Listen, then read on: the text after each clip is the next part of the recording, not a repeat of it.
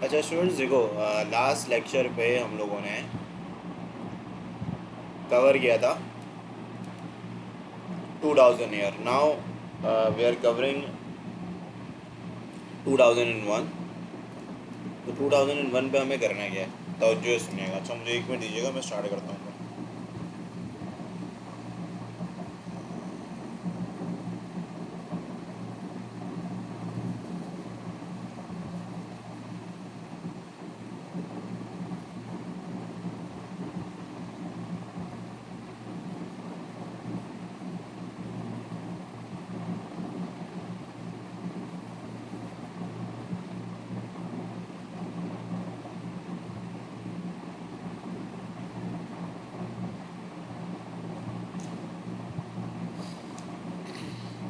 अब देखो करना क्या है। जो पहला एमसीक्यूज है, पहला एमसीक्यूज में बोला जा रहा है what is the modulus of the Z.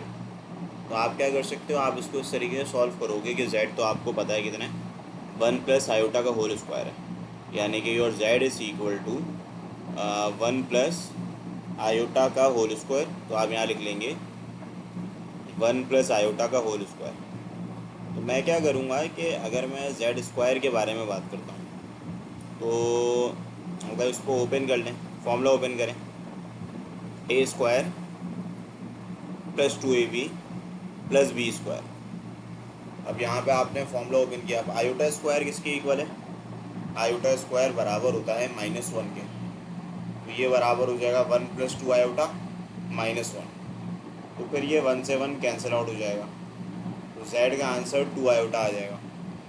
अब आप मॉड्यूलस ऑफ जेड निकालेंगे तो उसका फॉर्मूला क्या होता है, रियल पार्ट का स्क्वायर विच इज़ 0, फिर आप लिखेंगे इमेजनरी पार्ट का स्क्वायर विच इज़ 2 आयोटा का होल स्क्वायर, और ये 2 के बराबर हो जाएगा। ठीक है, 2 आयोटा नहीं लिखेंगे, सॉरी, ओनली 2 लिखेंगे, इमेजनरी पार्ट लिखते हैं ना, तो इसको हटा देते हैं।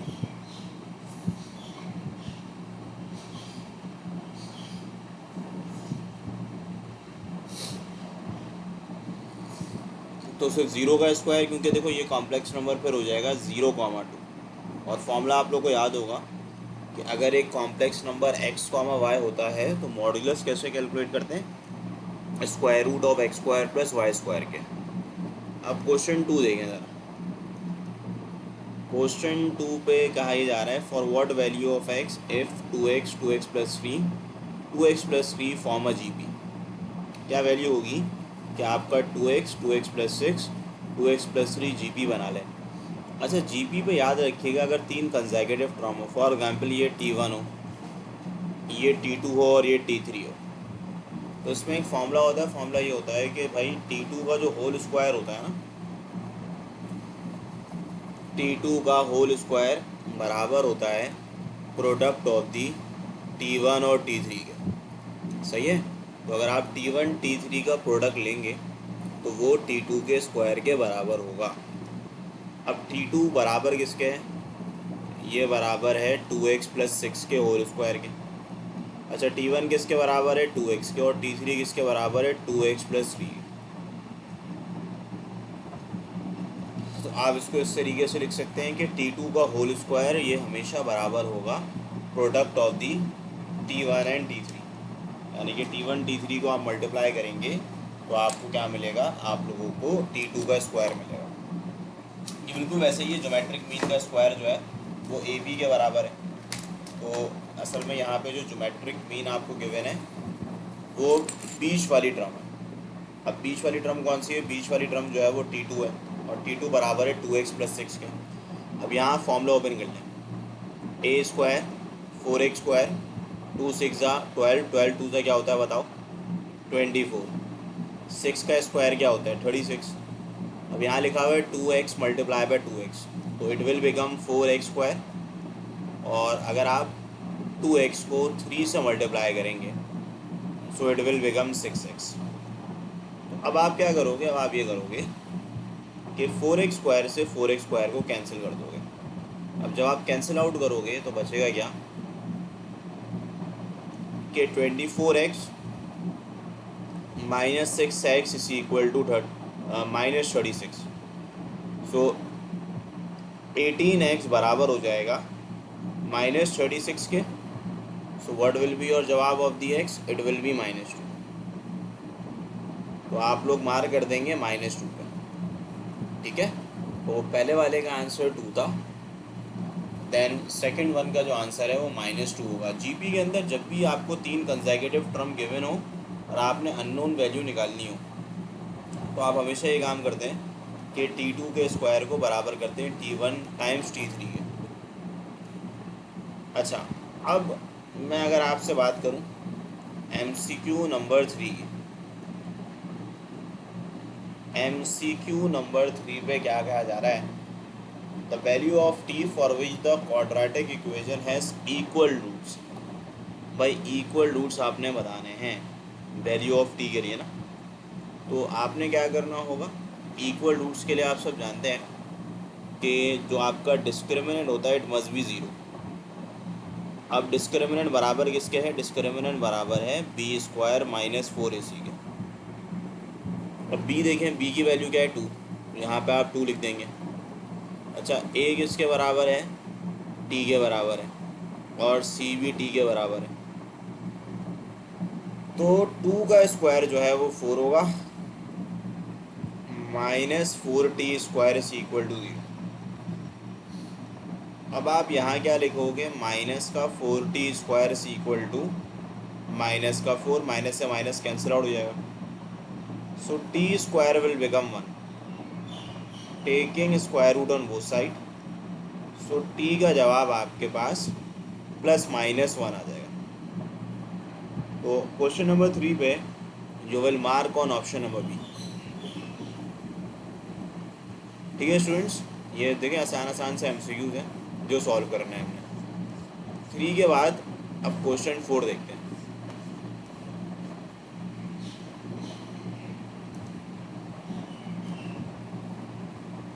बेटा ईयर 2001 है ना बेटा, मुस्तफा कुछ भी नहीं किया, डिस्क्रिमिनेंट को 0 के बराबर रखा है।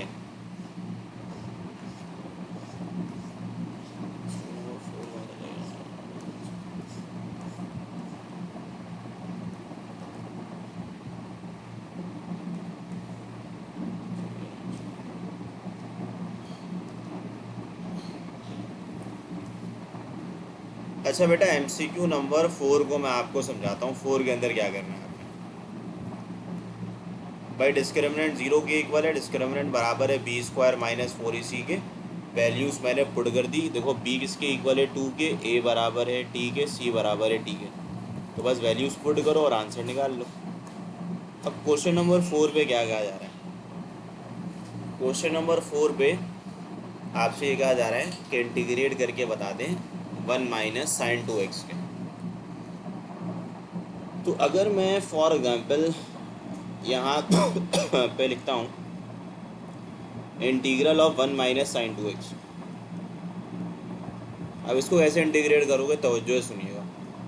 अब देखिएगा, यहाँ पे मैं 1 की जगह ये लिख सकता हूँ sin² theta plus cos² theta, एक ही बात है। ठीक है, एग्री कर रहे हो कि 1 की जगह हम sin² थीटा cos² थीटा लिख सकते हैं, कोई मसले की बात नहीं है। तो 1 की जगह मैंने sin² theta plus cos² x लिख दिया। अब ये जो sin 2x लिखा हुआ है ये डबल एंगल है, उसकी जगह आप लिखेंगे 2 sin थीटा cos थीटा, जबकि यहाँ पे dx रहेगा वैसे ही। अब आपने नेक्स्ट काम क्या करना है, आपने स्क्वायर रूट बनाना है।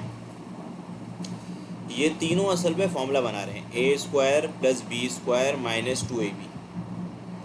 ये बराबर होता है a - b के होल स्क्वायर के, यानी कि ये बराबर होगा sin x minus cos x का होल स्क्वायर, dx रहेगा वैसे।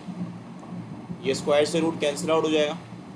सो इंटीग्रल विल बिकम, अगर आप देखें तो ये बराबर हो जाएगा sin x dx के माइनस, फिर ये बराबर हो जाएगा cos x dx का। अच्छा, यहाँ पे sin x का इंटीग्रल क्या होगा, तो एक सिंपल सी बात है, अगर मैं आपसे sin x के इंटीग्रल के बारे में बात करूँ तो इसका फॉर्मूला होता है माइनस का cos x, और माइनस के cos x के इंटीग्रल के बारे में बात करूँ इसका फॉर्मूला होता है माइनस का साइन एक्स और प्लस का सी आप लिख देंगे वैसे ही। तो ये आपकी गिवन सवाल की इंटीग्रेशन होगी, minus cos x minus sine x. ये किस पे प्रेजेंट है देखो, बी पे, तभी क्वेश्चन 4 पे आप ऑप्शन बी को मार्क कर देंगे। अच्छा सवाल है ये कि आपने इसको इस तरीके से सॉल्व करना है। बेटा ये ईयर 2001 है अली, ठीक है, ईयर 2001 आप लोग ओपन कर लें।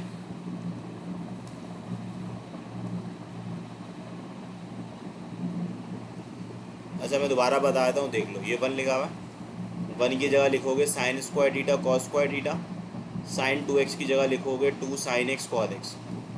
ये फॉर्मूला हो गया a square plus b square minus 2ab का। So a square plus b square minus 2ab बराबर होता है ए माइनस बी के होल स्क्वायर का। स्क्वायर से रूट क्या हो जाएगा, कैंसिल, ये d x integral sine x d x हो जाएगा, और ये इंटीग्रल क्या हो जाएगा बताओ, cos x dx. What is the integral of the sin x? Minus cos x. What is the integral of the cos x? Minus sin x. तो ये क्वेश्चन नंबर 4 आपने सॉल्व कर लिया। अब now we are solving question number 5। क्वेश्चन number 5 तो जो सुनिएगा भाई, देखो क्वेश्चन नंबर 5 में सवाल क्या है। सवाल पे ये कहा जा रहा है डिफरेंशिएट करें x4 plus 6x2 plus 8x को with respect to x square, ठीक है। तो आप इसको कैसे सॉल्व करेंगे, तवज्जो सुनिएगा बेटा। आगे भी पॉसिबल नहीं है क्योंकि आपने लेट ज्वाइन किया है ना, ठीक है, आप इसको एंड पे देख लीजिएगा। अब देखिए differentiate x4 plus 6x³ plus 8x with respect to x square. अब देखें यहाँ पे फंक्शन गिवन है, सबसे आसान तरीका मैं आपको समझा देता हूँ। y equal to x4 plus 6x³ plus 8x, भाई ये फंक्शन गिवन है। एक मिनट दीजिएगा बच्चों, मैं चार्जिंग पे लगाऊँ फिर कंटिन्यू करता हूँ। ये एनईडी पास पेपर 2001 है।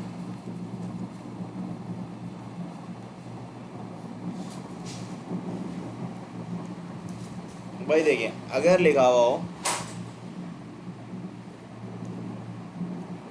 With respect to x square, तो सबसे पहला काम आप क्या करोगे, सबसे पहला काम आप ये करोगे कि आप डेरिवेटिव निकाल लो इसका।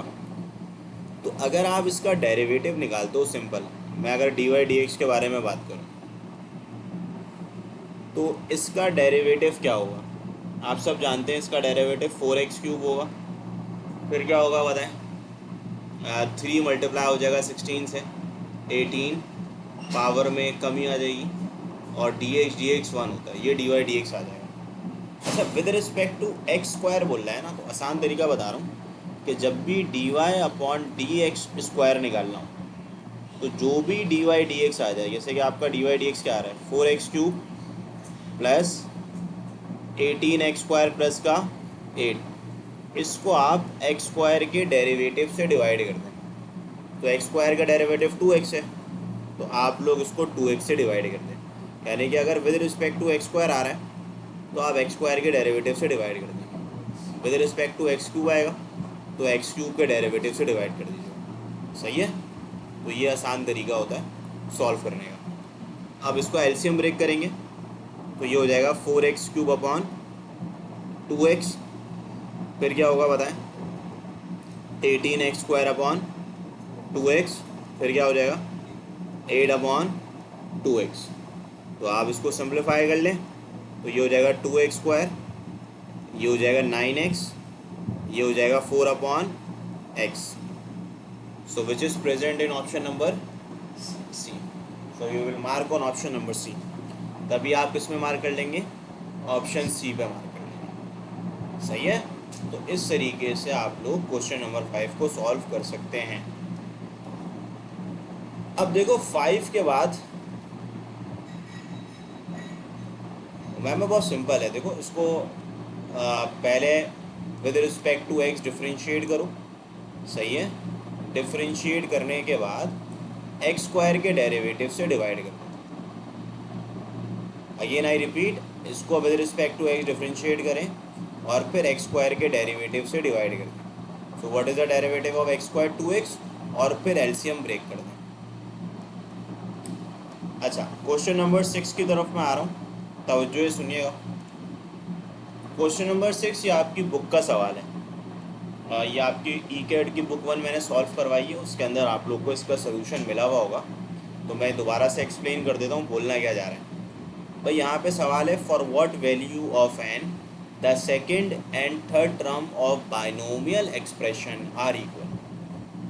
तो आपने सबसे पहला काम सोल्यूशन करते हुए, देखो यहाँ पे मेंशन किया हुआ है, मेंशन क्या किया हुआ है, सेकेंड एंड थर्ड टर्म, यानी कि सेकेंड और थर्ड टर्म बाइनोमियल एक्सपेंशन के इक्वल है। तो कंडीशन को अप्लाई कर लेते हैं भाई, T2 और T3 क्या हो जाएंगे, बराबर। अब आपने फर्स्ट ईयर के अंदर जनरल टर्म का फॉर्मूला पढ़ा था, मैं याद दिला देता हूँ। TR+1 बराबर होता है NCR A की power N minus r B की पावर R, ये फॉर्मूला होता है। अब क्योंकि सेकेंड टर्म निकालनी है, तो जो भी टर्म होती है, एक और चीज़ आप लोग ने पढ़ी है कि जो रिक्वायर्ड टर्म होती है वो बराबर होती है R+1 के। तो यानी कि सेकेंड टर्म निकालनी है तो इसके अंदर R1 होगा, मतलब इसके अंदर R जो है वो 1 होगा। थर्ड टर्म कैलकुलेट करना है तो R2 होगा। अब बस फॉर्म, अच्छा A और B क्या है, A जो है वो आपका 1 है, B क्या है बताएं, 1/5 है, N पावर है। तो आप जब इसको सॉल्व करेंगे यहाँ पे फॉर्मूला अप्लाई करें। अच्छा, N के इक्वल है, N जो है वो N के ही इक्वल है। फॉर्मूला आप लोग मुझे ज़रा अप्लाई करवाइएगा, NCR, यानी कि मैं यहाँ लिखूँगा NC1 A की पावर N माइनस आर। अब A की पावर क्या होती है भाई A 1 के बराबर है, तो 1 की पावर में N-1 लिख दूँगा। B बराबर किसके बताओ, 1/5 के, तो 1/5 की पावर 1 हो जाएगी। अब यहाँ पे C3 लिखा हुआ है, तो यहाँ क्या लिखूँगा मैं, NC2 लिखूँगा। अब NC2 के बाद आपके पास A क्या है तो बताओ, 1 है, 1 की पावर N-R और B की पावर R, यानी कि पहले आपने जो स्टेटमेंट गिवन थी उसको सॉल्व करके लिख दिया। अच्छा, NC1 किसके इक्वल होता है, आपको याद होना चाहिए NC1 किसके इक्वल होता है, मैं याद दिला देता हूँ। NC1 बराबर होता है N के, NC2 बराबर होता है 2 फैक्टोरियल को डिनोमिनेटर पे लिख दो और N के 2 रिवर्स फैक्टर न्यूमरेटर पे लिख दो। अच्छा, NC3 किसके इक्वल होगा, यहाँ लिख दोगे 3 फैक्टोरियल और N के 3 रिवर्स फैक्टर न्यूमरेटर पे लिख दोगे। ये आप लोग को सर ने पढ़ाया होगा जब आपको बाइनोमियल पढ़ा रहे होंगे, नहीं याद तो मैंने लिख दिया है कि जो NC1 है वो N के इक्वल होगा, जो NC2 है वो बराबर होगा N(n-1) 2 NC3 बराबर होगा N(n-1) N-2 3 फैक्टोरियल। अच्छा, तो मैं क्या कर सकता हूँ, मैं ये कर सकता हूँ कि यहाँ पे लिखा हुआ है NC1, ये NC1 लिखा हुआ है, तो मुझे बताओ मैं NC1 की जगह क्या लिखूँगा, N लिख दूँगा। 1 की पावर कुछ भी हो 1 ही आता है आंसर, तो वो तो लिखने की ज़रूरत नहीं है। अच्छा, यहाँ क्या बच गया, 1/5 बच गया। अब NC2 किसके बराबर, ये लिखा हुआ है, ये NC2 है। NC2 बराबर है N(n-1) अपॉन पे 2 फैक्टोरियल 2 होता है, सही है। अच्छा, 1 की पावर कुछ भी हो तो 1 के इक्वल है। अब 1/5 का स्क्वायर क्या होता है अगर मैं आपसे पूछूं, तो आप बोलेंगे सर 1/25 होता है। अब ये आपका n से n कैंसिल आउट हो जाएगा। अब इधर आपको थोड़ा बहुत कैलकुलेशन आनी चाहिए, 5 1 जा 5 5 जा। अब आप 5 को 2 से मल्टीप्लाई कर दें, 10 आएगा। 10 यहाँ डिवाइड कर रहे हैं, वहाँ जाके क्या करेगा, मल्टीप्लाई। तो इक्वेशन बन जाएगी 10 = n-1, और ये माइनस का 1 माना है किसका हो जाएगा, सो व्हाट इज़ योर जवाब ऑफ दी n, 11। तो आप 11 में बात करो, ठीक है। तो आपने इस तरीके से इस सवाल को सॉल्व कर लेना है। ये मैंने ईयर 2001 की 1 2 3 4 सभी 6 MCQs करवाए।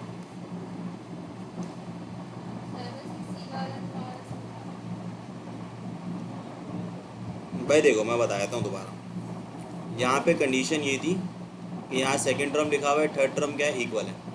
सेकंड टर्म को T2 बोलेंगे, थर्ड टर्म को T3 बोलेंगे। जो टर्म होती है R उससे एक लेस होता है, यानी कि T2 है तो R1 हो गया। ये हमने फर्स्ट ईयर में पढ़ा हुआ है।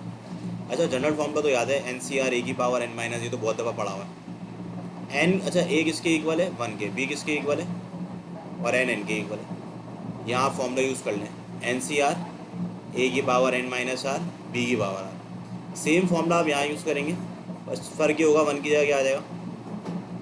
अच्छा, NC1 क्या होता है, NC1 n होता है, और NC2 का मतलब है जो 2 लिखा हुआ ना यहाँ पे, तो आप डिनोमिनेटर में 2 फैक्टोरियल लिखेंगे और न्यूमेरेटर में n के 2 रिवर्स फैक्टर लिख देंगे। अब 3 लिखा हुआ है तो 3 फैक्टोरियल लिखो, n के 3 रिवर्स फैक्टर।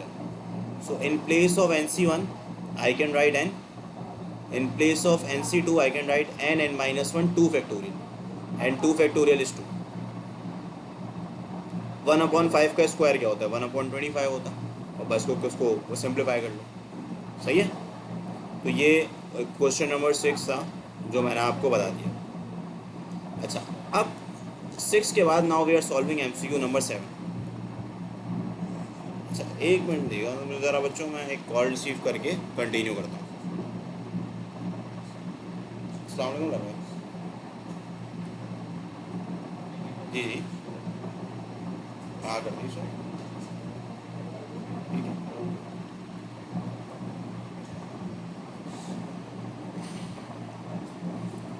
अच्छा भाई देखो, अब यहाँ पे क्या लिखा हुआ है, cosec 2x minus cot 2x। अच्छा, इसको हम कैसे करेंगे सॉल्व, तवज्जो से सुनिएगा, बहुत सारे तरीके हैं।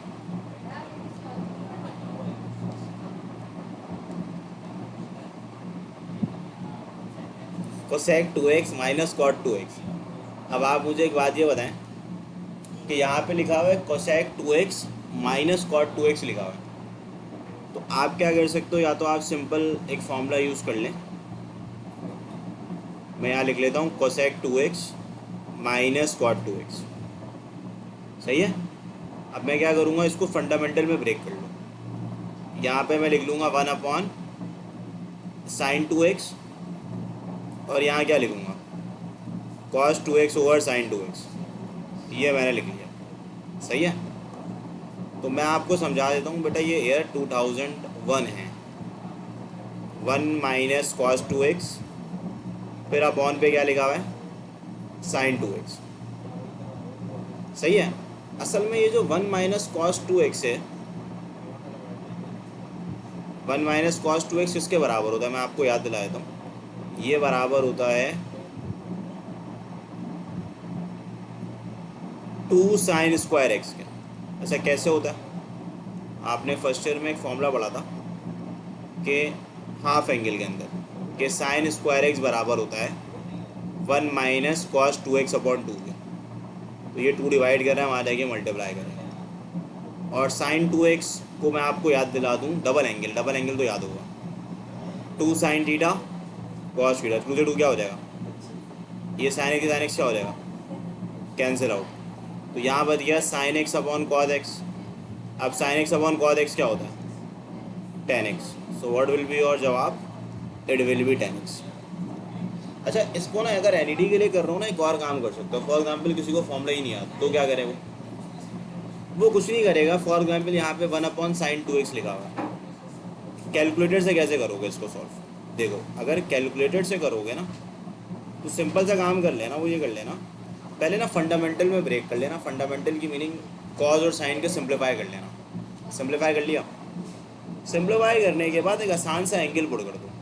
मतलब इस रिजल्ट के अंदर आप लोग के पास कैलकुलेटर है, कैलकुलेटर आप लोग ओपन करें, मुझे रिजल्ट बता दीजिएगा।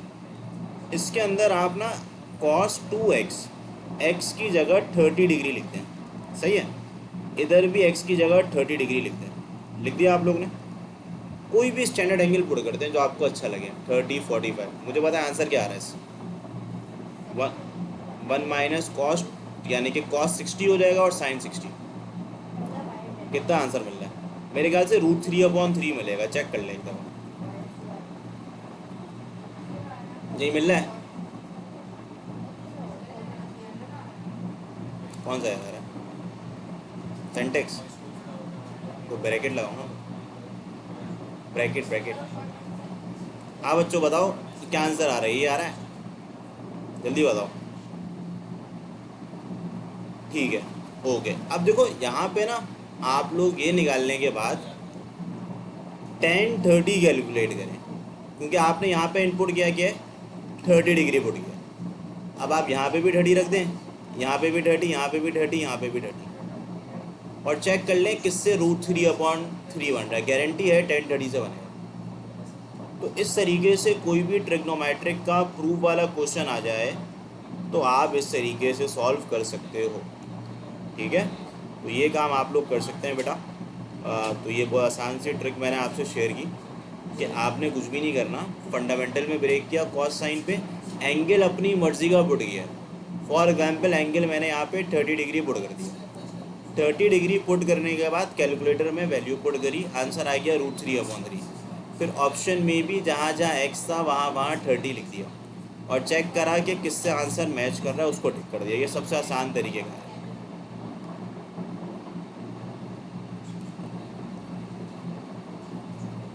देखो मरियम बहुत सिंपल है, वो ये किया मैंने कि जहाँ जहाँ एक्स है ना 30 डिग्री रख दो, कैलकुलेटर है ना, मुझे बताओ इसका आंसर क्या आ रही है, आएगा √3/3। और ऑप्शन में भी 30 डिग्री रख दो और चेक कर लो किससे सेम आंसर आ रहा है। जिससे सेम आ रहा है उसको टिक कर देना। ठीक है, अब 7 के बाद मैं आपको MCQ नंबर 8 एक्सप्लेन कर रहा हूँ। हमेशा 30 नहीं, आपकी मर्ज़ी, आप 45 भी रख सकते हो, 60 भी रख सकते हो। ठीक है, कोई भी आसान एंगल जो आपको अच्छा लगे वो पुट कर दें, जिससे डिफाइन आंसर आपको मिल जाए, जिससे कैलकुलेटर मैथ एरर ना दे, कोई एक नंबर आंसर दे दे। अगर आप 60 भी रखोगे तो भी जवाब सेम आएगा। अच्छा, MCQ नंबर 8। MCQ नंबर 8 में आपने क्या करना है, तवज्जो से सुनो भाई। यहाँ पे लिखा हुआ है for what value of n the sum of the series just exceed 400। अच्छा, सबसे पहले इस बात को आइडेंटिफाई करो कि ये सीरीज़ है कौन सी। इट इज़ अर्थमेटिक सीरीज़ और ज्योमेट्रिक सीरीज़। इस बात का फैसला डिफरेंस करेगा। तो अगर मैं देखूँ 6 को 8 से डिवाइड करेंगे 3/4 आएगा, 4 को 6 से करेंगे 2/3 आएगा। तो ये GP तो नहीं है, AP है। ये AP कैसे है? AP इस तरीके से है कि -8 में 2 ऐड करोगे तो -6 आएगा, और -6 में 2 ऐड करोगे तो -4 आएगा। यानी कि ये जो सीक्वेंस है ये AP पे, यानी कि AP आप लोग ने पढ़ी हुई, अल्हम्दुलिल्लाह आप लोग फर्स्ट ईयर पढ़ के आ रहे हैं। -8 -6 -4, वो ये कह रहा है कि इन सबको ऐड किया जाए तो सम एक्सीड हो जाए। एक्सीड का मतलब है ग्रेटर, सही है।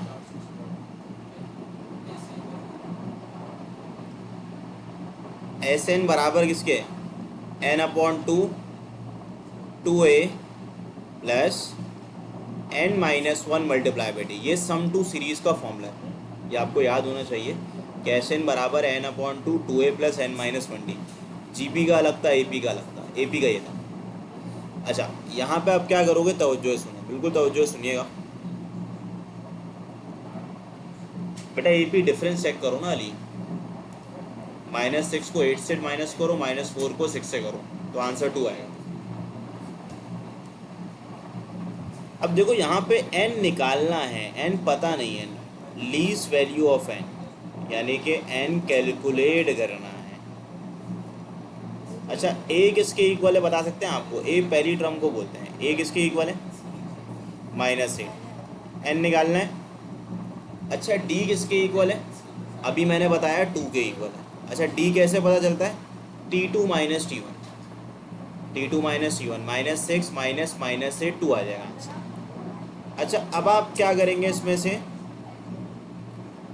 अब आप एक सिंपल सा काम करें, यहाँ से 2 को निकाल लें कॉमन। तो जब आप 2 को कॉमन निकालेंगे तो यहाँ बच जाएगा -8 प्लस n-1। 2 से 2 क्या हो जाएगा, cancel. So SN will become n को आप लिख लें वैसे ही, -8 - 1 कितना होता है, -9।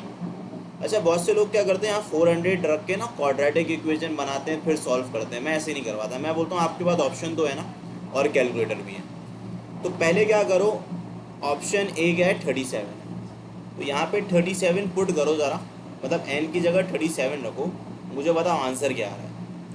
8 में अगर आप लोग यहाँ पे S37 रखते हैं तो 37 पुट करने के बाद व्हाट आर यू गेटिंग, सिर्फ कैलकुलेटर में पुट करें, बताएं क्या आ रहा है। 1036 आ रहा है। अब अगर आप S26 पुट करें, क्या आ रहा है आंसर बताएं।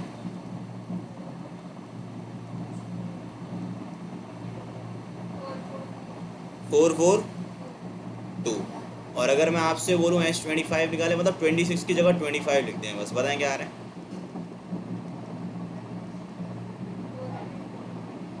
अच्छा, अब उसको टेक करोगे जिससे आपका जवाब 37 - 9 जो है,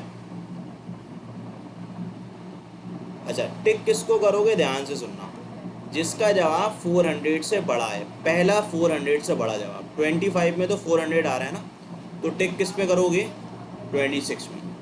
37 पे भी नहीं कर सकते हैं, 37 पे भी सम 400 से बड़ा है, लेकिन यहाँ लिखा हुआ है जस्ट एक्सीड, यानी कि ऐसी पहली वैल्यू ऑफ एन जिससे आपका जवाब 400 से बड़ा आ जाए, वो 26 है, तभी आप लोग 26 को मार्क कर देंगे।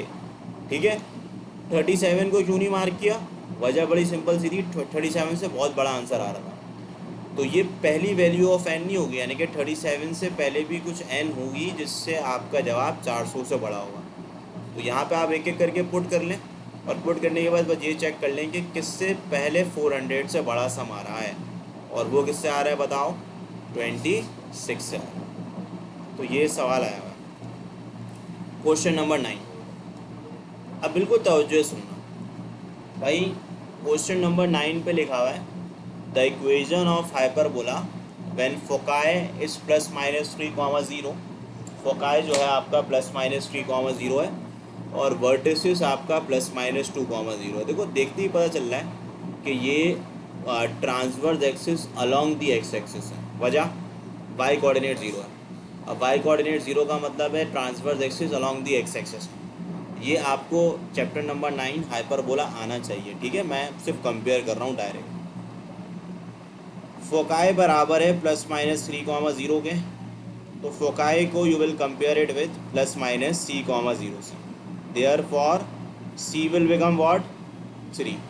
अच्छा, वर्टिसिस गिवन है, मतलब वर्टिसिस को अगर हम लिखें तो +-2, 0 वर्टिसिस लिख देता हूँ, तो वर्टिसिस इट सेल्फ किसके इक्वल है, +-a, 0 के, therefore a will become 2, c आ गया, a आ गया, b कैसे निकालते हैं, हाइपरबोला पे c² बराबर होता है a² + b²। अच्छा, c² की जगह c की जगह 3 लिख दोगे, 3 का स्क्वायर 9 होता है, a की जगह 2 लिखोगे, 2 का स्क्वायर 4 होता है, और b² रहेगा वैसे, सो b² का आंसर 5 आ जाएगा। अब केस नंबर 1 पे हाइपरबोला की इक्वेशन क्या होती है, x² / a² -y² / b² = 1। अच्छा, a² की जगह मैं क्या लिखूँगा, a कितना है बताओ, 2 है, तो a² करोगे, 2 का स्क्वायर कितना होता है, 4 होता है। अब b² कितना है बताएं, 5 होता है, = 1। अब अगर मैं इसको सॉल्व करूँ, मतलब एलसीएम वगैरह ले लूँ, तो ये हो जाएगा 5x² माइनस, फिर क्या होता है बताएं, 4y², और जो 20 लिखा हुआ है उसको आप राइट हैंड साइड में शिफ्ट कर दें। तो हम इसको गिवन ऑप्शन से मैच कर लेते हैं, तो जो ऑप्शन मैच कर रहा है वो मुझे बताएं कौन सा है। अगर मैं 9 के बारे में बात करूं तो ऑप्शन बी मैच कर रहा है, सही है, सो 9 का जवाब जो है वो ऑप्शन बी आ जाएगा। तो 9 को आप इस तरीके से सॉल्व कर सकते हो। Now we are solving MCQ number 10।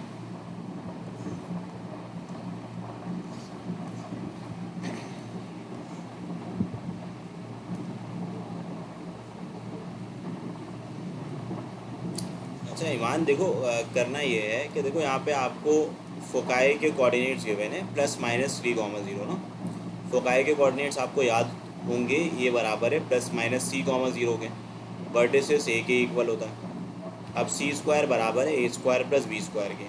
c किसके इक्वल है 3 के, 3 का स्क्वायर 9, यहाँ से मैंने b² निकाल लिया 5 आ गया। अब हाइपर बोला कि केस नंबर 1 की इक्वेशन क्या होती है, x² a² y² b² = 1। a² का मतलब है 2 का स्क्वायर कर लो, b² का मतलब क्या करोगे बताओ, सिंपली यहाँ पे 5 लिख दोगे और एलसीएम ले लोगे, ठीक है। यानी कि ये वाला 5 इससे मल्टीप्लाई हो जाएगा, ये वाला 4 इससे मल्टीप्लाई हो जाएगा। 4 5 जो 20 डिवाइड कर रहा है वहाँ जाके क्या करेगा, और ये प्लस का 20 वहाँ जाके माइनस का हो जाएगा, ठीक है। अच्छा बच्चों ये क्लियर है, जिनको क्लियर है यस लिख दें ताकि मैं आगे बढ़ूँ।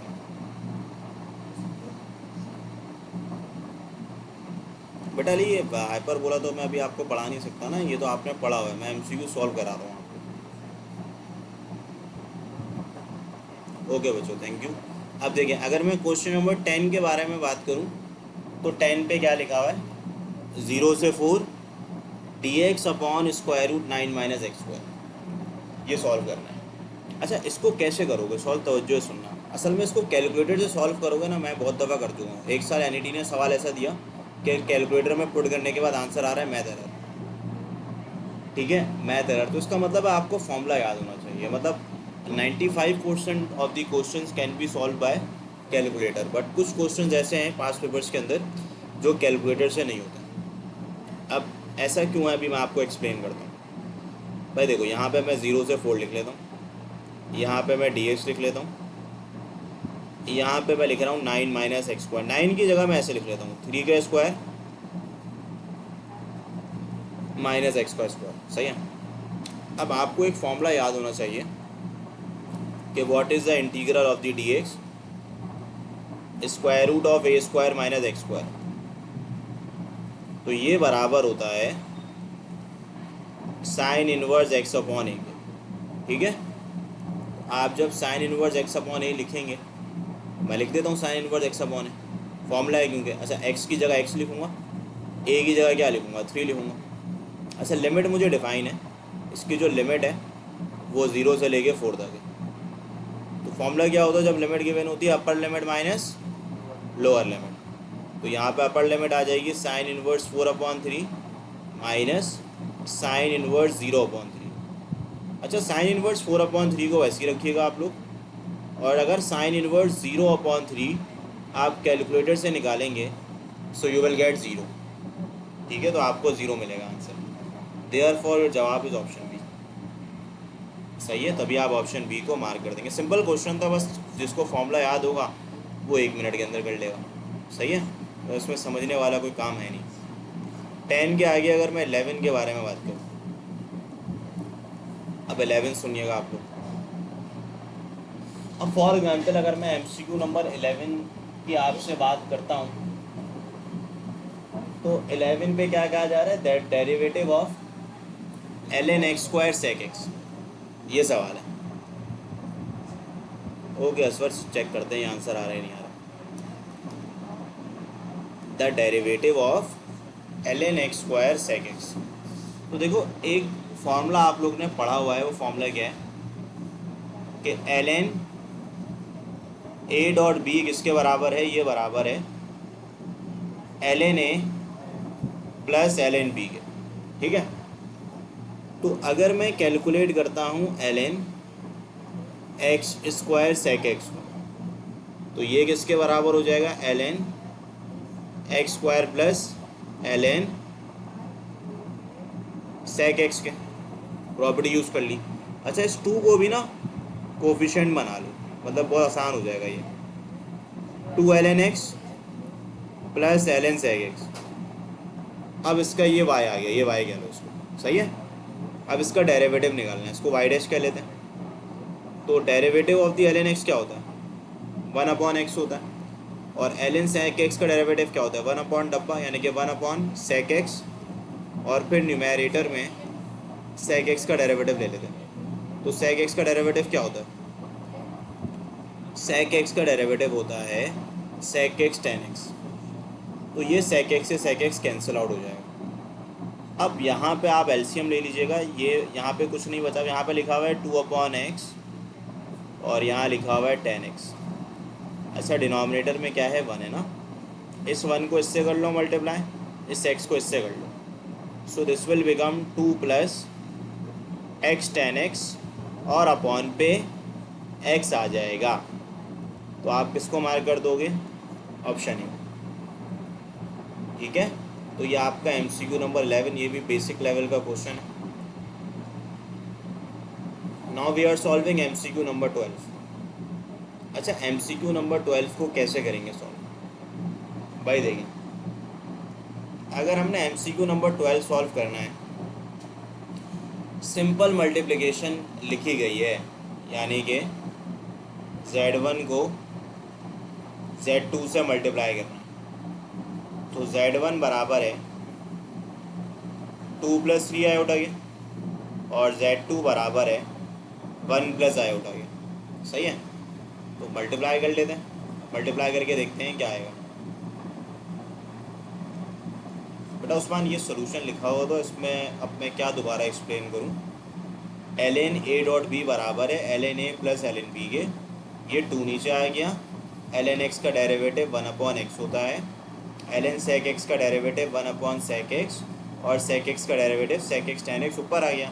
sec x से sec x कैंसिल आउट हो गया, ये वाला x इससे मल्टीप्लाई हो गया, ये वाला 1 इससे मल्टीप्लाई हो गया। तो अब इसमें मैं बताऊँ, इसमें ये काम किया है मैंने। अब देखो, यहाँ पे Z1 को Z2 से मल्टीप्लाई करना है। अब अगर मैं Z1 को Z2 से मल्टीप्लाई करूँगा तो देखो, Z1 तो 2 + 3 आयोटा, ये 1 + आयोटा हो गया। अब मल्टीप्लाई करना अल्हम्दुलिल्लाह आप लोग जानते हैं, आप लोग ईकेट पढ़ रहे हैं तो ये तो आता ही है, आपको बताया मुझे। 2 को 1 से करेंगे तो आंसर क्या आएगा, 2 आएगा। फिर क्या आएगा बताएं, फिर क्या आएगा, फिर क्या आएगा? सही है, तो मुझे बताएं 2 + 2 आयोटा + 3 आयोटा, आयोटा स्क्वायर क्या होता है? यहाँ क्या लिख सकता हूँ मैं, -3। So this will become -1 + 5 iota which is equal to -1,5। तो आप असल में जो ये बात याद रखिएगा कि जो a, b होता है ना, ये बराबर होता है a + b आयोटा। यानी कि कहीं पे भी अगर कॉम्प्लेक्स नंबर पे 1,2 लिखा हुआ है तो ये किसके बराबर हो जाएगा, 1 + 2 आयोटा है। कहीं पे लिखा हुआ 3,2 तो ये किसके बराबर होगा, 3 + 2 आयोटा। अच्छा बच्चों, now we are moving towards MCQ number 13।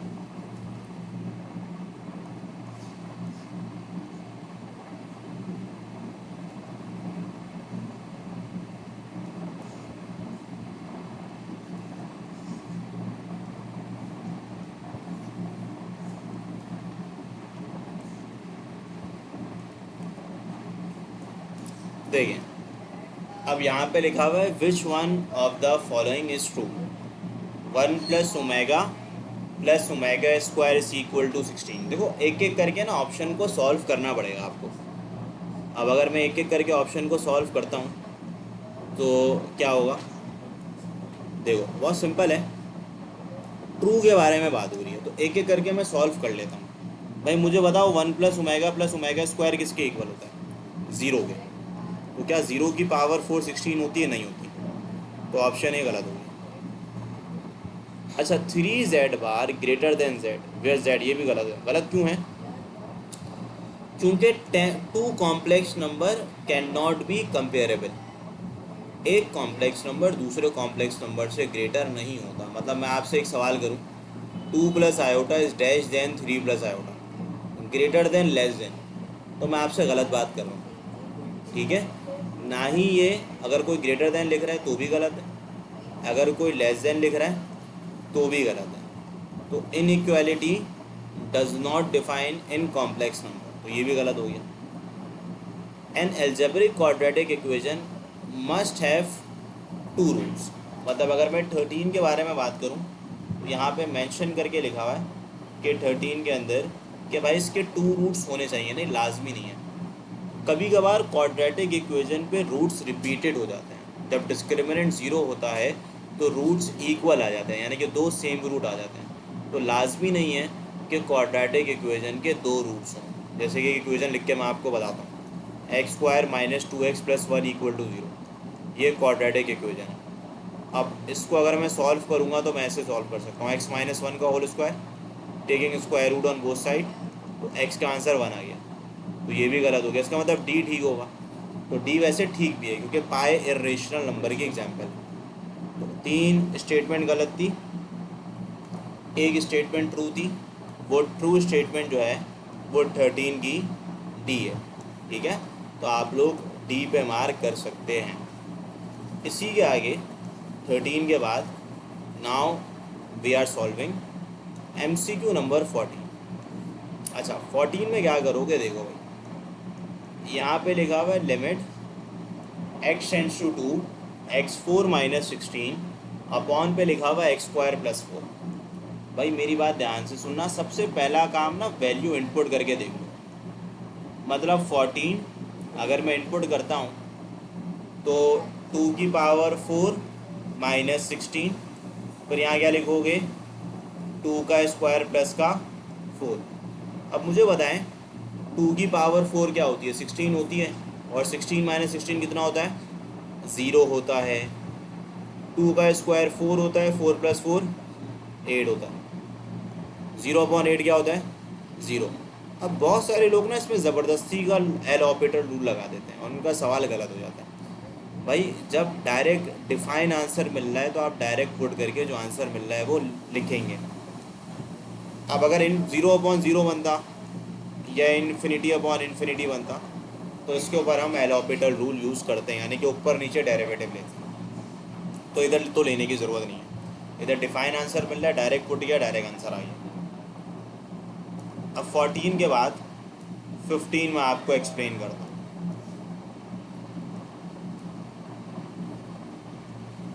अच्छा, जनरल टर्म निकालने के लिए ना कोई मेहनत करने की आपको वैसे इतनी ज़रूरत है नहीं। सबसे आसान तरीका बता रहा हूँ, सुन लेना। मुझे बताओ पहली टर्म क्या है, 1/3 है। ऑप्शन आपको गिवन है, तो जहाँ जहाँ n है वहाँ वहाँ 1 लिख दो। 1 लिखोगे तो ये 1+2 हो जाएगा। आंसर क्या आएगा, 1/3। ये 1/1 हो जाएगा। आंसर क्या आएगा, 1। ये 1/3 की पावर 1 हो जाएगा, विच इज़ 1/3। और ये 1/1 का स्क्वायर हो जाएगा, विच इज़ 1। यानी कि ऑप्शन डी और बी तो गलत हो गए, ऑप्शन बी और डी तो गलत हो गए। अब ऑप्शन ए और सी पे टाई पड़ रहा है क्योंकि दोनों पे सेम आंसर आ रहे हैं। तो इस बात का फैसला कौन करेगा कि ए ठीक है या सी ठीक है, इस बात का फैसला सेकंड टर्म करेगी। अब अगर आप सीक्वेंस में सेकंड टर्म को देखें तो सेकंड टर्म लिखी गई है 1/9। तो क्योंकि सेकंड टर्म 1/9 है तो पहले आप n की जगह 2 पुट कर लें। अब जब आप n की जगह 2 पुट करेंगे तो आंसर 1/4 होगा, यानी कि ऑप्शन ए गलत हो गया। और अगर आप यहाँ पे n की जगह 2 पुट करते हैं तो 1/3 का स्क्वायर क्या हो जाएगा, 1/9 हो जाएगा। तो इसकी सिंपल सी मीनिंग है कि आप ऑप्शन सी पे मार्क कर दें। सही है। तो कभी भी n = 1 पे अगर आपको टाई मिल जाए तो फिर आप जो ऑप्शन करेक्ट होंगे, यानी कि दो करेक्ट ऑप्शंस होंगे उस पर आप 2 पुट कर लें, उसमें एक गलत हो जाएगा, एक ठीक हो जाएगा। जो ठीक होगा उसको टिक कर दीजिएगा। सही है। अच्छा, एक बच्चा अगर बोले सर अगर n = 2 पे भी दोनों ठीक हो जाएं फिर क्या करें, तो फिर 3 कर देना, उसमें तो ठीक हो ही जाएगा। क्योंकि अगर तुम लोग यहाँ 3 पुट करोगे तो देखो 1/3 का क्यूब क्या होता है, 1/27। ठीक है। तो MCQ नंबर 15 की ये ट्रिक आप यूज़ कर सकते हैं जब भी आपको कोई भी जनरल टर्म गिवन हो, तो आपको पूरा सॉल्व करने की ज़रूरत नहीं है। ठीक है।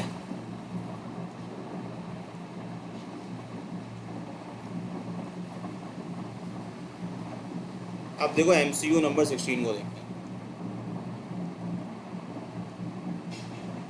अच्छा समझा रहा हूँ, देखो 15 के अंदर आके वो नूर यहाँ देख लो, करा मैंने ये है, ध्यान से सुन लेना मेरी बात, कोई मुश्किल काम नहीं किया। n की जगह 1 लिख दो चारों ऑप्शन में, मतलब पहले ऑप्शन पे 1 लिखो तो 1/3 आएगा आंसर। दूसरे ऑप्शन में n की जगह 1 रखो तो आंसर 1 आएगा। तीसरे पे 1 करो तो 1/3 आएगा, और चौथे पे 1 रखोगे तो 1 आएगा। 1 पे हमारे 2 ऑप्शन करेक्ट आ गए, क्योंकि 1/3 आंसर हमें किस किस से मिल गया, ए से मिल गया और सी से मिल गया। तो ए और सी से मिल गया, तो ए और सी को वेरीफाई करना होगा। अब ए और सी को वेरीफाई करने के लिए सेकेंड टर्म में एन की जगह मैं 2 रखूँगा। मैं 2 रखूँगा तो ए से 1/4 मिल रहा है और बी से 1/9 मिल रहा है, तो तभी हम किसको टिक करेंगे, सी से। ओके ठीक है। जुनेद क्यों रखा ये सवाल ना करें, बस जो मैं मेथड बता रहा हूँ उसको, मतलब जो ट्रिक बताई जा रही है उसको इस्तेमाल करें ना बस, ठीक है। अब अगर आपने लिखा हुआ है dy/dx,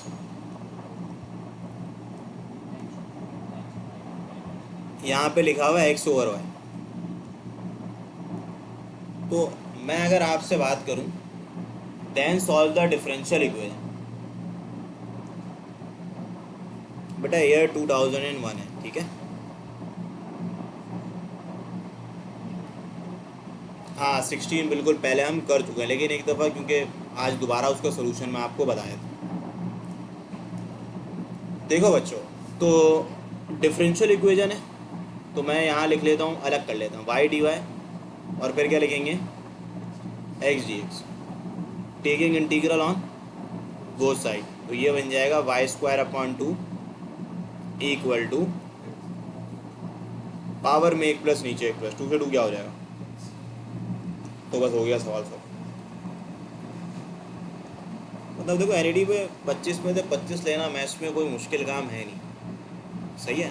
तो वो मैं सवाल देखता हूँ तो हमेशा बोलता हूँ वो ले लिए जा सकते हैं। 16 के बाद 17, कुछ सवाल होते हैं जो थोड़े से आपके पास बस दुआ करें कि सवाल आसान है, वजह यह है कि वो शफल MCQ होते हैं, तो ये है कि वो भी बताता हूँ 17 के अंदर। अब मैं अगर आपसे बात करूँ तो तवज्जो से सुनिएगा। अब boy has 9 tickets numbering 1 to 9, he picked 3 tickets, find the total number of ways such that the ticket picked are odd, even and odd। 16 बेटा 2 दफ़ा मैं रिपीट कर चुका हूँ, 16 तो रिपीटेड क्वेश्चन है, क्या हो गया भाई। भाई ये y डिवाइड कर रहा था मल्टीप्लाई करेगा, ये dx डिवाइड कर रहा है मल्टीप्लाई करेगा। डिफरेंशियल इक्वेशन है, taking integral on both side. अगर ये बात भी समझ नहीं आ रही ना तो एक और ट्रिक बताया था, ऑप्शन को डिफरेंशिएट कर लो, इसको डिफरेंशिएट करो ज़रा, 2y dy/dx, और x² का डेरिवेटिव क्या होता है 2x, और कांस्टेंट का डेरिवेटिव 0, तो dy/dx क्या बनिए x/1, इसको टिक कर देना। इससे नहीं बनेगा, इससे भी नहीं बनेगा, इससे भी नहीं बनेगा। तो बहुत से बच्चे ये करते हैं कि जब भी dy/dx गिवन है तो ऑप्शन को डिफरेंशिएट कर लेते हैं, सही है। अब 17 देखिएगा, 17 पे लिखा हुआ है a boy has 9 tickets numbering 1 to 9। अच्छा ये प्रोबेबिलिटी का क्वेश्चन है। He picked 3 tickets, find the total number of ways such that the tickets are odd, even and odd. भाई 3 टिकट आपने पिक करने हैं, आपके पास टिकट है जिसके नंबर्स जो हैं वो लिखे हुए 1 से लेके 9 तक, 1 2 3 4 5 6 7 8 9, सही है। 3 टिकट आपने पिक करने, तो पहला टिकट, दूसरा टिकट, तीसरा टिकट, इनके ऑप्शंस को मल्टीप्लाई करो। पहला टिकट जो पिक करोगे वो ऑड है। अच्छा ऑड नंबर काउंट कर लो कितने हैं, एक, अगर मैं ऑड नंबर को देखता हूँ तो 1 3 5 7 9, तो जब पहला टिकट ऑड पिक करोगे तो फिर आपके पास ऑप्शन 5 होंगे। अब दूसरा टिकट आपने इवन पिक करना है। अच्छा तो इवन टिकट्स हैं कितने, 2 4 6 8, रिमेनिंग इवन टिकट्स होंगे जो कि 4 हैं। अब क्योंकि आपने पहला ऑड टिकट ऑलरेडी पिक कर लिया है, ये ऑड हो गया, ये इवन हो गया, तीसरा दोबारा ऑड पिक करना है ना, तो फिर आप 5 में से 1 कम कर देंगे। वजह क्योंकि आपने जब पहला ऑड टिकट पिक किया तो जाहिर सी बात है 5 थोड़ी बचे होंगे, जब 1 पिक कर चुके हो तो टिकट ऑड कितने बच जाएंगे, 4 बच जाएंगे। इन सबको मल्टीप्लाई कर दो, तो जब मल्टीप्लाई करोगे 5 4 जा 20, 24 से क्या होता है 80 होता है। तभी आप 70 में किसको मार्क कर दोगे, डी पे मार्क कर दोगे। अब 17 के बाद now I am solving MCQ number 18।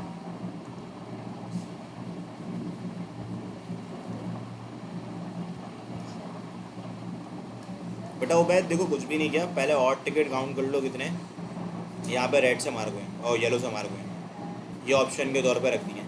Even number कितने हैं, 4 हैं। अब पहला ऑड आप पिक कर चुके हो ना, तो दूसरा ऑड पिक करोगे तो एक नंबर कम हो जाएगा, और इन सबको मल्टीप्लाई कर दो क्योंकि सारे ऑप्शन आपस में मल्टीप्लाई हो जाते हैं। अच्छा भाई अब यहाँ सुनिएगा तवज्जो से,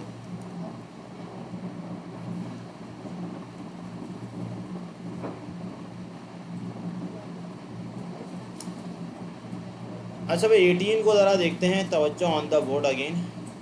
तो बोर्ड तो नहीं है खैर, स्क्रीन पे तवज्जो दीजिएगा। 18, अब 18 पे आपने क्या करना है, ध्यान से सुनो। हाँ आकिब चेक कर लेते हैं कि ये आंसर आ रहा है नहीं आ रहा। भाई पी क्यू का डिटर्मिनेंट निकालना है, तो यहाँ पी लिखेंगे, यहाँ क्यू लिखेंगे। अब पी कितना है बताएं, 2 4 6। अच्छा क्यू कितना है, क्यू 2 4 2 का ट्रांसपोज है, तो ट्रांसपोज लेना तो आप लोग जानते हैं। ट्रांसपोज की मीनिंग होती है रॉ को कॉलम बनाते हैं, सही है। अब मल्टीप्लिकेशन करना भी अल्हम्दुलिल्लाह आप लोग को आती है, कैसे करते हैं, रॉ को कॉलम से मल्टीप्लाई करते हैं। तो जब आप मल्टीप्लाई करोगे तो पहले आप 2 को 2 से मल्टीप्लाई करोगे, 2 2 से करेगा मल्टीप्लाई, 4 हो जाएगा, प्लस लिखोगे, 4 को 4 से करोगे 16, फिर 6 को 2 से करोगे क्या आएगा आंसर, 12 आ जाएगा। तो फिर इसका आंसर जो है, अगर मैं इन सबको ऐड करता हूँ तो क्या आएगा आंसर बताओ। तो अगर मैं इन सबको सॉल्व करूँगा तो 28 आ जाएगा। अब 28 का डिटर्मिनेंट निकालोगे तो आंसर 28 ही आना है, 32 आ रहा है बल्कि, सॉरी। तो यहाँ पे आंसर जो है आपके पास 32 का डिटर्मिनेंट इज 32। तो देयरफॉर कोई ऑप्शन पे है नहीं, therefore we will mark option number D, none. अच्छा 18 के बाद 19 देखिएगा ज़रा।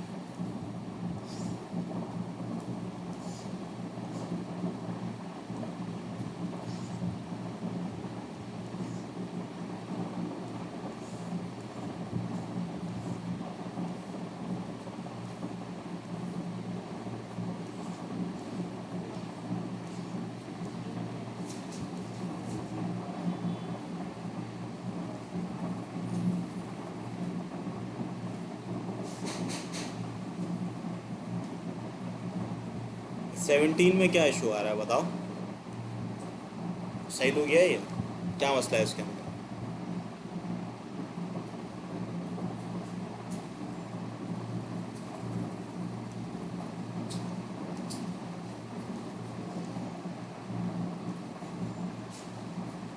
अब देखें यहाँ पे अगर मैं आपसे MCQ नंबर 19 के बारे में बात करूँ, तो MCQ नंबर 19 पे हमें करना क्या है, देखो 3 इक्वेशंस आपको गिवन है। पहली इक्वेशन है x + y = 3, दूसरी इक्वेशन है 2x - 3y = 1। अच्छा इसके बहुत सारे तरीके, का आसान तरीका मैं आपको बताया था, इसकी शॉर्ट ट्रिक कैसे होगी। भाई देखो 2 इक्वेशन गिवन है ना, असल में कॉन्करेंट लाइन है। कॉन्करेंट का मतलब ये तीनों लाइनें एक पॉइंट से मीट होके जा रही है, that is said to be concurrent line. यहाँ पे x + y 3 के इक्वल है और 2x - 3y 1 के इक्वल है।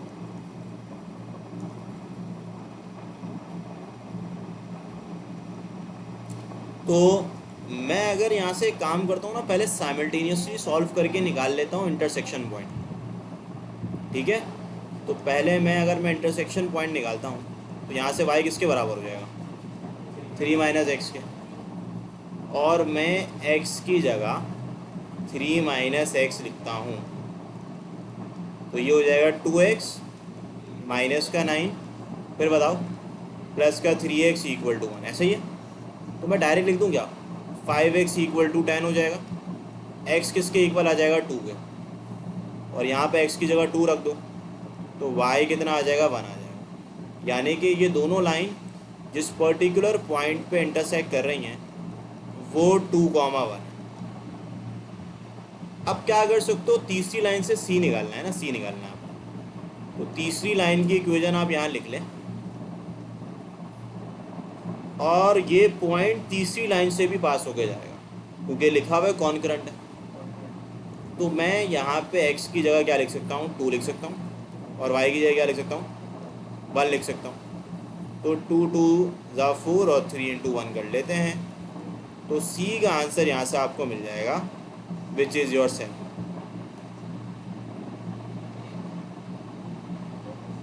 35/5 क्या होता है, 35/5 करोगे तो क्या होगा, 7 आ जाएगा।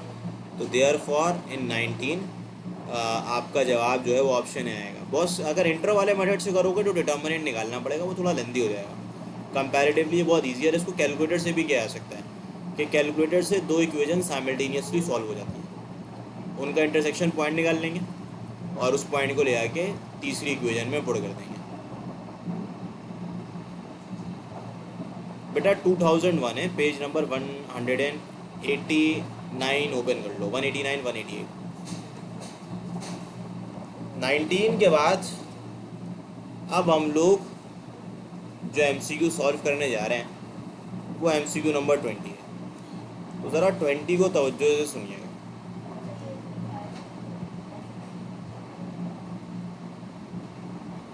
असल में एक साथ कैलकुलेटर के सारे मेथड बता दूंगा, अभी ना इसको कन्वेंशनली सॉल्व करते हैं।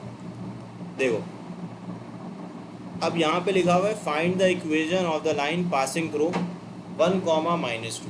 एक आसान तरीका ये है कि ऑप्शन से वेरीफाई कर लो। अगर एक पॉइंट 3, 1, -2 से पास होके जा रही है तो आप क्या करें, सबसे आसान तरीका एक एक करके पॉइंट को पुट कर लें। मतलब x की जगह 1 रख दें, y की जगह -2 रख दें। तो मुझे बताओ ये 11 - 11 क्या हो जाएगा, 0 हो जाएगा ऑप्शन ए पे। तो जब भी लिखा हुआ और line passing through the point, तो उस पॉइंट को ले जाके,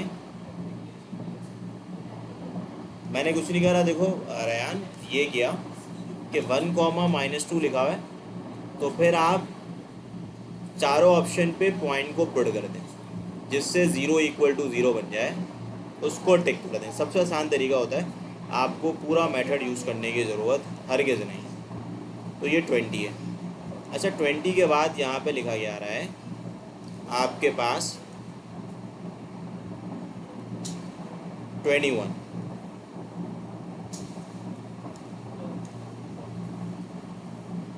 भाई 21 पे क्या कहा जा रहा है, the equation of normal at x = 2। देखो भाई, अब अगर आपके पास एक इक्वेशन मेंशन है कि भाई वो इक्वेशन है y = 5 - x², तो फिर आप क्या करें, x की जगह 2 लिख दें, पहले y निकाल लें, y 1 आ जाएगा। तो पॉइंट क्या आ गया, 2, 1 आ गया। अब क्योंकि पॉइंट आपको ऑलरेडी मिल चुका है और वो पॉइंट जो है वो 2, 1 है, तो अब मुझे बताओ, अब मैं ऑलरेडी आपको बता चुका हूँ कि अगर एक पॉइंट पता हो और इक्वेशन निकालनी हो, एंगल की ज़रूरत नहीं है मुझसे। भाई पॉइंट मैंने निकाल लिया, 2, 1 आ रहा है, उसको ले जाके ऑप्शन में पुट कर लो। मतलब x की जगह 2, y की जगह 1 लग दो। तो मुझे देखो ऑप्शन 1 ही वेरीफाई हो गया, 4 - 4 0 हो गया, देयर फॉर ऑप्शन ए पे मार्क कर दो। सही है।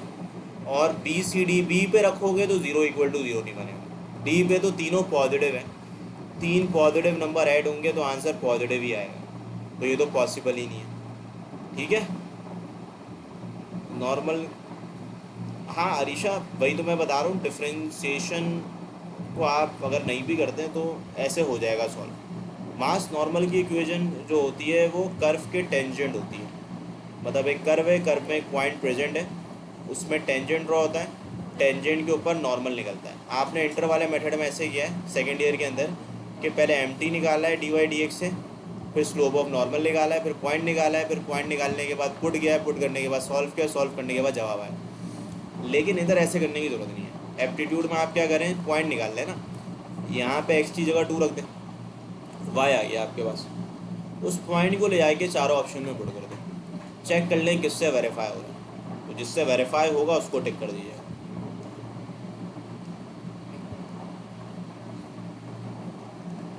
बेटा 19 ट्राई अगेन क्या कह रहे हो बेटा?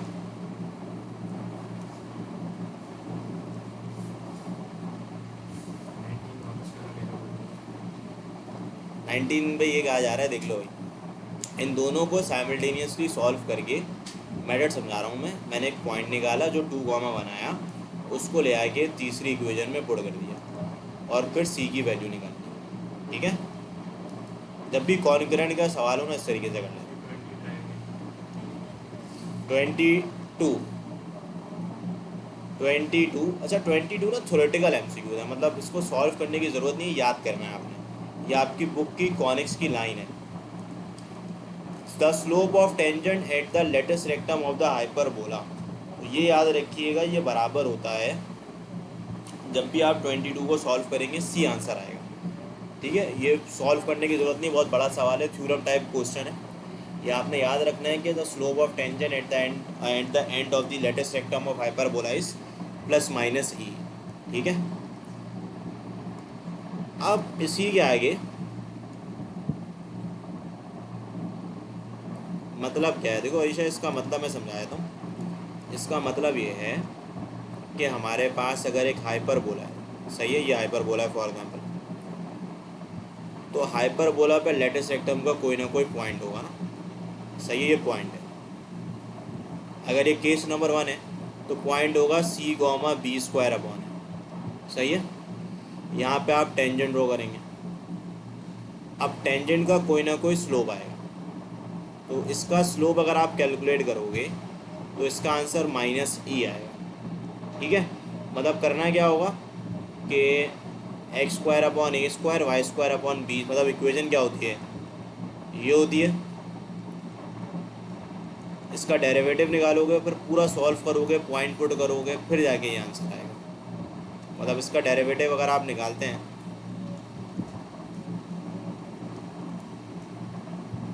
तो ये हो जाएगा ए स्क्वायर बी स्क्वायर। अब इसका डेरिवेटिव कर लें कैलकुलेट आप लोग, तो डेरिवेटिव कैलकुलेट करेंगे तो एम टी आएगा, एम टी बराबर होगा डी वाई डी एक्स में, फिर उसमें ये पॉइंट पुट कर दें। अच्छा एम टी कितना आएगा चेक कर लेते हैं, चलो। डी वाई डी एक्स अगर मैं लिखता हूँ, उसकी शॉर्ट ट्रिक मैंने बताई थी, अगर इम्प्लिसिट फंक्शन होता है ना तो डी वाई डी एक्स निकालने का फॉर्मूला होता है negative f of x upon f of y. तो नेगेटिव एफ ऑफ एक्स निकालोगे तो with partial differentiate with respect to x कर लो, क्या आएगा बताओ, 2bx आ जाएगा, फिर विद रिस्पेक्ट टू वाई कर लो, क्या आ जाएगा, 2ay आ जाएगा, फिर क्या आ जाएगा 2ay, ए से 2 से 2 क्या हो जाएगा, कैंसिल आउट हो जाएगा। अब x और y की जगह ना पॉइंट पुट कर दो, अच्छा ये नेगेटिव आएगा, नेगेटिव से नेगेटिव क्या हो जाएगा, कैंसिल।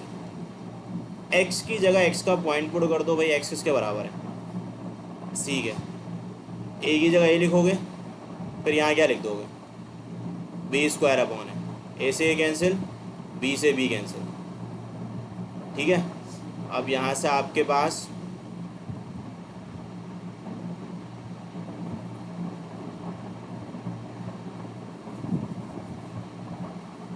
सी किसके बराबर होता है, ए ई के बराबर होता है, तो वाई की जगह मैंने बी स्क्वायर अपॉन ए लिख दिया, तो यहाँ पे असल में मेरे ख्याल से ए आएगा, तो ए से ए कैंसिल होगा, एम टी का आंसर आपके पास ई आ जाएगा। ये इस तरीके से सॉल्व होगा।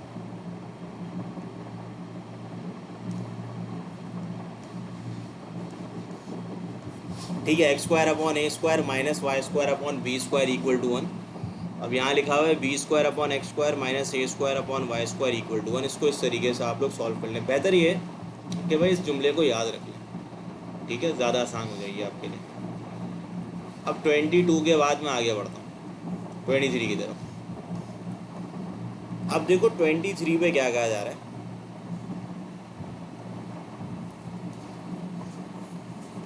ध्यान से सुनिएगा।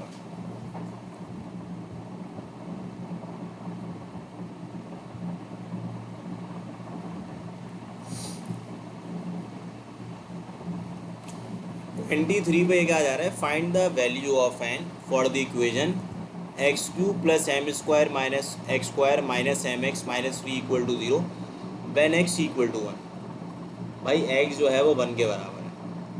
अब अगर एक्स 1 के इक्वल है तो फिर आप क्या करेंगे, तवज्जो सुनो। आप ये करेंगे, एम की वैल्यू पूछ रहा है एक्स इक्वल टू 1 के लिए ना, तो जहाँ जहाँ एक्स है वहाँ वहाँ क्या लिख दोगे बताओ, 1 लिख दोगे। सिंपल सा क्वेश्चन है बेटा। जो क्वेश्चन है ना उसको आप अपने रजिस्टेंस पे नोट डाउन कर लें, आखिरी के 15 मिनट में मैं आपसे ले लूँगा, सही है। तो अभी आप इतने सारे क्वेश्चंस करेंगे ना, मुश्किल हो जाएगी फिर काफ़ी। तो बेहतर ये है कि जो भी आपके क्वेश्चंस है उसको रजिस्टर्स में नोट डाउन करें, लास्ट में मैं आपको बता दूँगा, ठीक है।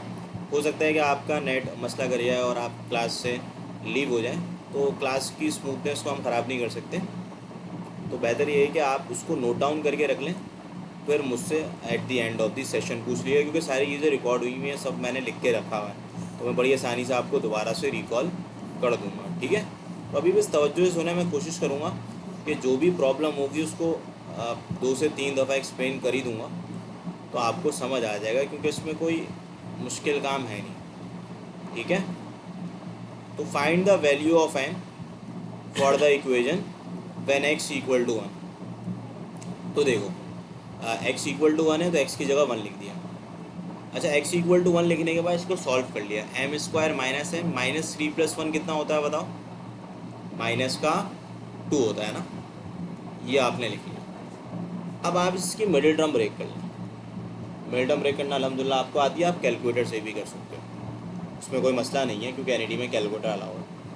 यहाँ से आप एम कॉमन निकाल लो, यहाँ से प्लस का 1 कॉमन निकाल लो, तो यहाँ से एम के 2 आंसर आ जाएंगे। एक एम का आंसर 2 आ जाएगा और एक एम का आंसर -1 आ जाएगा। तभी आप ऑप्शन डी को मार्क कर दोगे। Now we are solving MCQ number 24। अच्छा, एमसीक्यू नंबर 24 के अंदर क्या करना है भाई, वाई हमें गिवन है x square plus x cube plus 8x। पूछ रहा है d y d x at -1, तो डी वाई डी एक्स पहले निकाल लो, बिल्कुल बेसिक लेवल का क्वेश्चन है। तो डी वाई डी एक्स क्या आएगा बताओ, 2x प्लस 3x स्क्वायर और 8x का डेरिवेटिव क्या होता है, 8 होता है। और -1 का मतलब x की वैल्यू -1 है।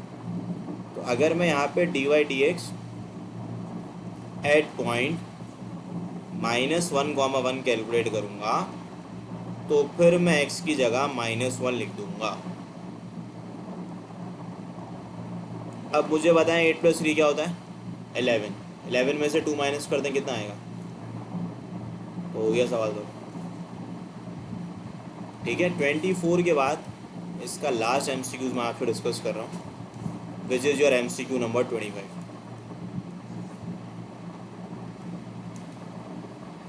अब ये भी बच्चों वाला सवाल है, देख लोगे। If y equal to x makes an angle of with respect to x axis. देखो, अगर y इक्वल टू एक्स है तो अगर मैं इसको कंपेयर कर लूँ, ये लाइन ओरिजिन से पास होके जा रही है और वो है y equal to m x. सही है, एम एक्स से कंपेयर करोगे, एम किसके इक्वल हो जाएगा, 1 के। असल में ये पूछ क्या रहा है, मैं आपको थोड़ा ग्राफिकली एक्सप्लेन कर देता हूँ। ये लाइन याद रखिएगा, ये बाइसेक्टर होती है पहले और थर्ड क्वाड्रेंट के। मतलब ये लाइन जो होती है ना y equal to x, it is a bisector of the first and third quadrant. ये हमेशा ओरिजिन से पास होके जाती है। तो ये एंगल पूछ रहा है थीटा, तो ये इंक्लिनेशन एंगल होता है असल में। अब इंक्लिनेशन एंगल मैं आपको बता चुका हूँ क्लास के अंदर, ये बराबर होता है tangent of the inclination angle के। तो स्लोप की जगह आप लिख देंगे tangent of the inclination angle. आपसे इस लाइन का स्लोप पूछ रहे हैं with respect to x axis. Slope निकाल लें, स्लोप निकालने के बाद आप स्लोप की जगह टेंजेंट इंक्लिनेशन एंगल लिख दें। Inclination angle is the angle of the line from the x axis, positive x axis. तो अगर आप यहाँ से इंक्लिनेशन एंगल निकालते हैं तो that must be tan inverse 1। So what is the tan inverse 1? tan inverse 1 is 45 degree. तभी आप 45 डिग्री को मार्क कर दोगे, सही है।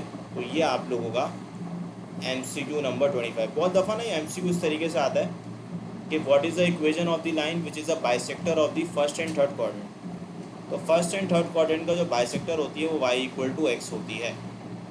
ठीक है, तो बच्चों इसको आप लोग लिख लें और मतलब देख लें। अब मैं 5 मिनट बाद जो है ना क्लास को रिज्यूम करता हूँ, तो 5 मिनट का आप लोग ब्रेक ले सकते हैं और फिर हम दूसरा ईयर डिस्कस करते हैं। ये मैंने आपसे एक पूरा ईयर डिस्कस कर लिया।